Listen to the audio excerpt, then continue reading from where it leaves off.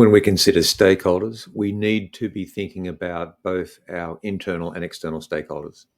Our internal stakeholders are the ones that support our business processes, our internal customers, our internal suppliers, but also to our external stakeholders is a lot easier to understand given that they're likely to be customers, they might be community representatives, suppliers, etc. We need to understand not only their needs, expectations, and influence, but we also need to consider their wants. If we can factor in what their wants are earlier on in a decision, we might be able to then look at potential value in the future, which of course brings us back to the definition of what an asset is. We need to work out how we will identify our stakeholders, engage, consult, and communicate with them. Because really, getting the messaging right, how we engage, there might be some commercial considerations that need to be made or some delicacies out there. But we also need to understand from a consultation point of view, we need to really not just hear from our stakeholders, we need to listen to them. And of course, we also need to communicate back with how we have actually understood what they're seeking. The other thing we need to do with our stakeholders is also measure, are we actually achieving what they're seeking themselves? And that comes back to satisfaction. That could be customer satisfaction, market satisfaction, even employee satisfaction. But we also need to understand how we might go about resolving any conflicts or where there are points of indifference. So finally, making sure from our stakeholders' point of view, we understand that when we make an asset management related decision in our organisation or across the life cycle, how does it impact our stakeholders and how do we demonstrate to them confidence that we know we are comfortable in that decision and what it means for them. When we are seeking to understand who our stakeholders are, whether they have a vested interest or a non-vested interest, by that they don't really realize they're stakeholders, we can go about mapping. Mapping provides direction for the extent of who our stakeholders are, but it also provides transparency into how we decided who were stakeholders in a particular context. So the risk here is, of course, is we might miss some stakeholders, or perhaps we've misunderstood who they represent, or maybe even their influence. Are they supporting, or are they actually a bit of a blocker in the background? So the remedy for this really is to provide that analysis. You could look at something like a stakeholder SWOT analysis, a heat map if you like, but then as it evolves and it's updated, there's a great opportunity to share that with, I suppose, the trusted stakeholders first, and then start to expand that out. Because when people understand how the stakeholder mapping, supporters versus blockers, etc., pans out, they're more likely to then engage and actually start to understand from a change management perspective some of the treatments that need to be put in place. One of the most common elements around stakeholders is, of course, conflicting needs, conflicting priorities, sometimes even politics. The risk really is different stakeholder groups seeking different outcomes. Some might be short-term, some might be long-term. Some might be geared to, for instance, a payroll bonus. Some might be geared more towards their own function, or maybe it's trying to seek greater resources for their own group. But what we need to do by way of remedy in this respect is to facilitate, negotiate, and actually come to a degree somewhere between collaboration and consensus with what some of the trade-offs are, making sure that they're visible, fair and equitable, but always geared to value. If we always gear to our decisions and our negotiations to the outcomes of the organisation, which is ultimately stakeholder value, we can actually start to break down the confliction that can exist between stakeholders, and we don't have to do it. The actual organisational objectives are actually doing it for us. Communication breakdown, communication ambiguity, people not hearing the message, it is a common problem, common issue for many organisations, especially as you become a larger organisation and a distributed one across multiple sites. So the risk really is around inconsistent or unclear messaging. And as you can see, creating that mistrust, sometimes resistance, but also when there's absence of communication that is trusted, what can actually occur is the old rumour mill starts and people will start to draw conclusions themselves. So whilst this sounds obvious, we need to really understand, well, what is the message? So why are we doing something? What, of course, is the communication? And then the engagement through respective communication channels. We need to tailor the messages without losing the underlying theme of the message. Because if you're addressing, say, the C-suite, frontline operations, supplier group, operations, maintenance, build, construct, all those sorts of audiences, you can't just have one communication message for everyone. You need to tailor it.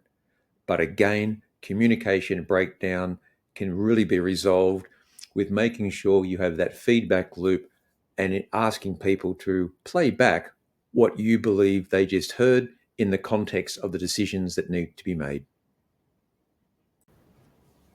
Now, resistance of change from stakeholders is another common issue or challenge that we need to be mindful of in any organization.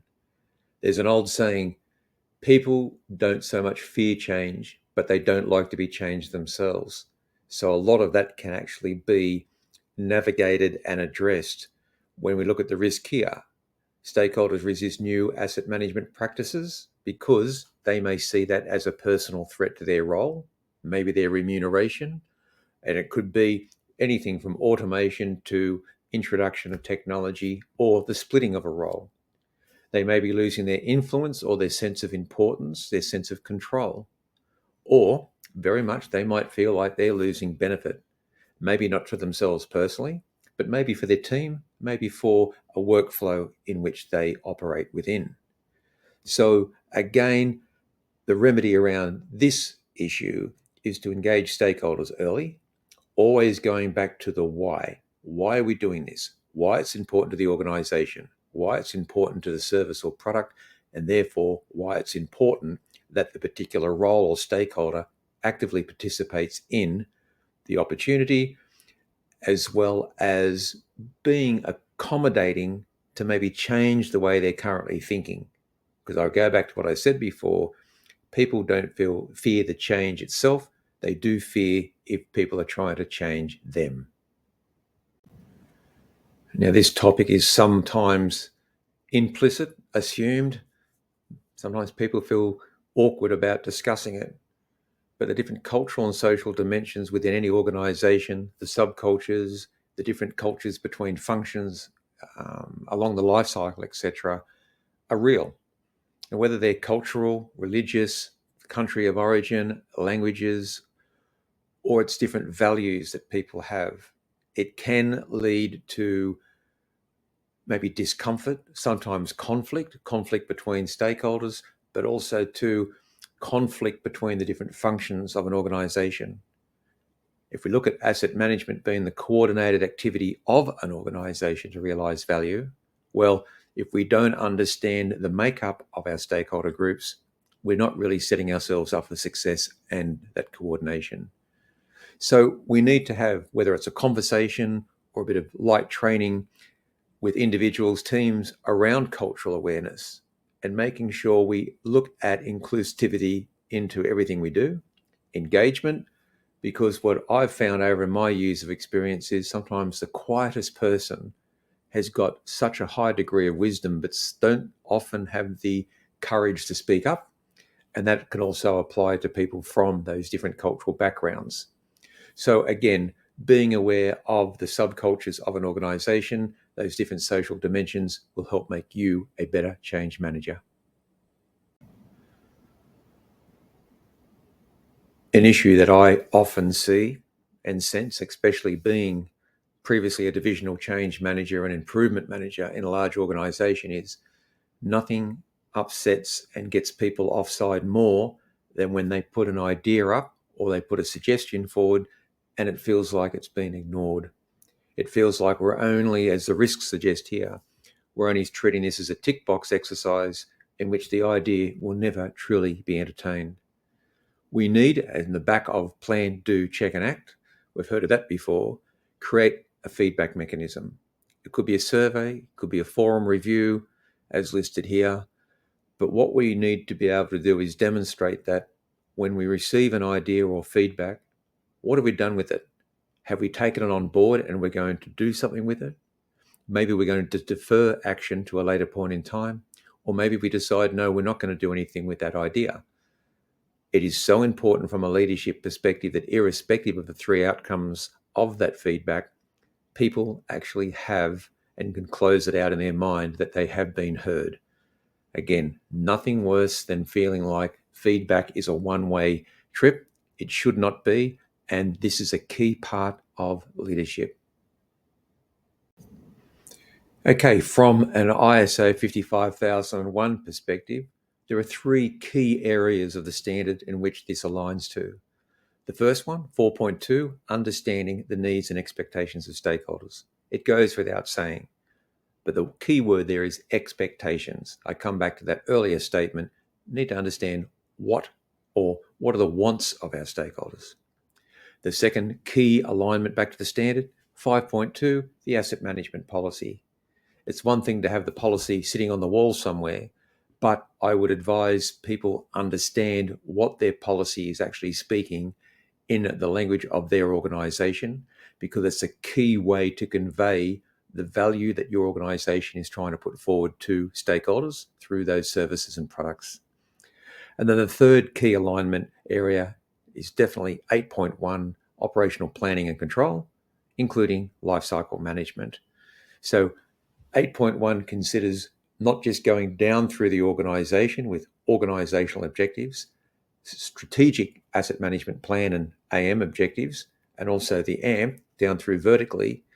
It looks at it going across the organisation, cradle to grave, because the best way to involve stakeholders and returning back to the coordinated activity of an organisation is to understand how they best represent across the life cycle itself. So in summary, section 1.2, stakeholder management, is simply about making sure the right people are involved, they are heard and considered in asset management decisions.